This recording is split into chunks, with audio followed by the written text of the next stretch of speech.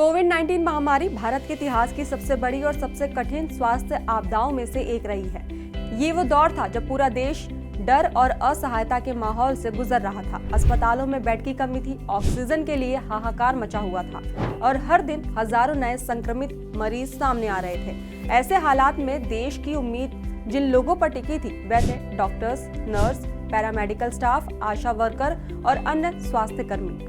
अपनी जान की परवाह किए बिना ये लोग दिन रात मरीजों की सेवा में लगे रहे। कई डॉक्टर्स अपने परिवारों से महीनों दूर रहे, कई ने सीमित संसाधनों के बीच काम किया और दुर्भाग्यवश हजारों स्वास्थ्य कर्मियों ने इस लड़ाई में अपनी जान तक गंवा दी। लेकिन महामारी के गुजर जाने के बाद एक बेहद संवेदनशील और अहम सवाल सामने आया। क्या उन डॉक्टर्स और स्वास्थ्य कर्मियों के परिवारों को वो सम्मान, आर्थिक सुरक्षा और न्याय मिला जिसका वादा सरकार ने उस कठिन समय में किया था? खास तौर पर उन डॉक्टर्स के परिजनों का क्या हुआ जिन्होंने कोविड ड्यूटी के दौरान अपनी जान गंवाई, लेकिन जिनके परिवार आज भी मुआवजे और बीमा राशि के लिए दर दर भटकते रहे? इसी सवाल का जवाब देते हुए सुप्रीम कोर्ट ने एक ऐतिहासिक और बेहद अहम फैसला सुनाया है। सुप्रीम कोर्ट ने साफ शब्दों में कहा कि कोविड-19 महामारी के दौरान ड्यूटी करते हुए जिन डॉक्टर्स की मौत हुई है, चाहे वो सरकारी हो या फिर प्राइवेट में काम करते हो, उनके परिवारों को प्रधानमंत्री गरीब कल्याण योजना के तहत 50 लाख रुपए का बीमा दिया जाना अनिवार्य है। तो वहीं कोर्ट ने ये भी स्पष्ट किया कि महामारी के दौरान डॉक्टर्स की सेवाएं शासन की ओर से औपचारिक रूप से मांगी गई थी। ऐसे में सरकारी और प्राइवेट डॉक्टर्स के बीच कोई भेद नहीं किया जा सकता। दरअसल मार्च 2020 में जब देश में कोविड-19 की पहली लहर शुरू हुई थी, उस समय केंद्र सरकार ने प्रधानमंत्री गरीब कल्याण पैकेज के तहत स्वास्थ्य कर्मियों के लिए 50 लाख रुपए की बीमा कवर की घोषणा की थी। इस योजना का उद्देश्य साफ था, अगर कोई डॉक्टर या स्वास्थ्य कर्मी कोविड मरीजों की सेवा करते हुए संक्रमित होकर अपनी जान गंवाता है तो उसके परिवार को आर्थिक सुरक्षा दी जाएगी ताकि उस परिवार को दोहरी त्रासदी का सामना न करना पड़े। सरकार ने उस समय ये भी स्पष्ट किया था कि ये योजना केवल सरकारी अस्पतालों तक सीमित नहीं है। इसमें प्राइवेट हॉस्पिटल्स में काम करने वाले डॉक्टर्स, प्राइवेट क्लिनिक्स में मरीज देखने वाले चिकित्सक, नर्सिंग स्टाफ, पैरामेडिकल कर्मी और समुदाय स्तर पर काम करने वाले स्वास्थ्य कर्मी भी शामिल होंगे। सरकार की ओर से संदेश दिया गया था कि महामारी के समय देश हर उस व्यक्ति के साथ खड़ा है जो फ्रंट लाइन पर खड़ा होकर लोगों की जान बचा रहा है। हालांकि कागजों पर साफ दिखने वाली ये योजना जमीनी स्तर पर आते आते उलझनों और भ्रम का शिकार हो गई। सबसे बड़ा सवाल यही उठा कि क्या प्राइवेट हॉस्पिटल्स और प्राइवेट क्लिनिक्स में काम करने वाले डॉक्टर्स वास्तव में इस बीमा योजना के दायरे में आते हैं या नहीं।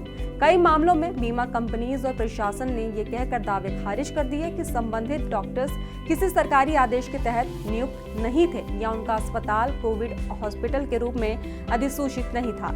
इस अस्पष्टता के कारण सैकड़ों परिवार सालों तक मुआवजे के लिए संघर्ष करते रहे। तो वहीं मार्च 2021 में इस विवाद को उस समय और झटका लगा जब बॉम्बे हाई कोर्ट ने एक अहम फैसला सुनाया। अदालत ने कहा कि प्राइवेट हॉस्पिटल्स में काम करने वाले डॉक्टर्स तब तक प्रधानमंत्री गरीब कल्याण योजना के तहत बीमा के पात्र नहीं माने जाएंगे जब तक उनकी सेवाएं राज्य या फिर केंद्र सरकार द्वारा औपचारिक रूप से नहीं ली गई है। ये फैसला हजारों डॉक्टर्स के परिवारों के लिए निराशाजनक साबित हुआ। तो वहीं ये मामला किरण भास्कर सुरगड़े की याचिका से जुड़ा था। उनके पति ठाणे में एक प्राइवेट क्लिनिक चलाते थे और कोविड-19 से संक्रमित होकर साल 2020 में उनकी मृत्यु हो गई थी। जब परिवार ने 50 लाख रुपए की बीमा का दावा किया तो बीमा कंपनी ने ये कहते हुए दावा खारिज कर दिया कि वो क्लिनिक किसी सरकारी अधिसूचना के तहत कोविड हॉस्पिटल घोषित नहीं था। बॉम्बे हाई कोर्ट के फैसले ने इस तर्क को सही ठहराया, जिससे देश भर में प्राइवेट डॉक्टर्स के परिवारों की उम्मीद टूट गई। लेकिन 11 दिसंबर को सुप्रीम कोर्ट ने इस पूरे मामले में ऐतिहासिक हस्तक्षेप किया और बॉम्बे हाई कोर्ट के फैसले को पलट दिया। न्यायमूर्ति PS नरसिम्हा और न्यायमूर्ति R महादेवन की पीठ ने ये साफ कहा कि महामारी के दौरान ड्यूटी पर मौजूद जिन प्राइवेट डॉक्टर्स की मौत हुई, उनके परिवार भी प्रधानमंत्री गरीब कल्याण योजना के तहत 50 लाख रुपए के बीमा के पूरे हकदार हैं। अदालत ने कहा कि कोविड-19 के दौरान बनाए गए कानून और दिशा निर्देश इसलिए थे ताकि डॉक्टर्स की सेवाएं बिना किसी रुकावट के ली जा सके और उन्हें पूरा संरक्षण मिल सके। तो वहीं सुप्रीम कोर्ट ने यह भी कहा कि इस बीमा योजना का मूल उद्देश्य फ्रंटलाइन वर्कर्स को ये भरोसा दिलाना था कि अगर वह सेवा के दौरान उनके साथ कुछ अनहोनी होती है तो देश उनके परिवार के साथ खड़ा रहेगा। ऐसे में सरकारी और प्राइवेट डॉक्टर्स के बीच भेदभाव इस उद्देश्य के खिलाफ है। हालांकि अदालत ने यह भी स्पष्ट किया कि हर बीमा दावा तथ्यों और सबूतों के आधार पर तय किया जाएगा। दावेदार को ये साबित करना होगा कि डॉक्टर की मृत्यु वास्तव में कोविड-19 ड्यूटी के दौरान हुई थी। इसका मकसद फर्जी दावों को रोकना है, लेकिन साथ ही ये सुनिश्चित करना भी है कि वास्तविक हकदार परिवारों को न्याय मिले।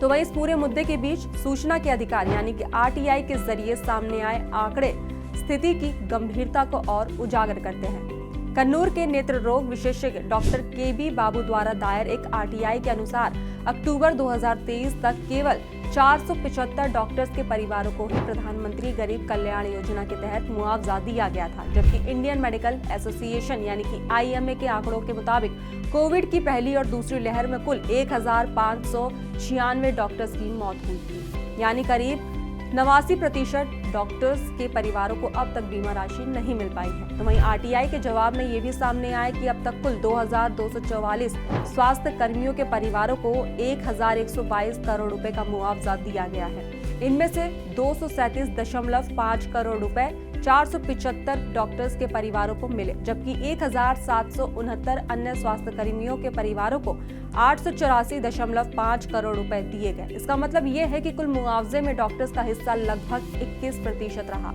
जबकि महामारी के दौरान डॉक्टर सबसे ज्यादा जोखिम में काम कर रहे थे। तो वहीं सरकार ने संसद में ये कहकर खुद को बचाने की कोशिश की कि कोविड-19 से मौतों का पेशेवर आंकड़ा केंद्र के पास उपलब्ध नहीं है। इसी कारण इंडियन मेडिकल एसोसिएशंस को स्वयं राज्यवार आंकड़े जुटाने पड़े। इन आंकड़ों से पता चला कि पहली लहर में तमिलनाडु, पश्चिम बंगाल, महाराष्ट्र, आंध्र प्रदेश और कर्नाटक जैसे राज्यों में बड़ी संख्या में डॉक्टर्स की मौत हुई, जबकि दूसरी लहर में दिल्ली, बिहार, उत्तर प्रदेश और पश्चिम बंगाल सबसे ज्यादा प्रभावित रहे। इससे ये साफ होता है कि डॉक्टर्स की शहादत किसी एक राज्य या क्षेत्र तक सीमित नहीं थी, बल्कि ये पूरे देश की त्रासदी थी। खैर, इस खबर पर आपका क्या कहना है हमें कमेंट बॉक्स में जरूर बताएं। फिलहाल खबरों में बस इतना ही। बाकी देश और दुनिया की तमाम खबरों के लिए देखते रहिए दी एज।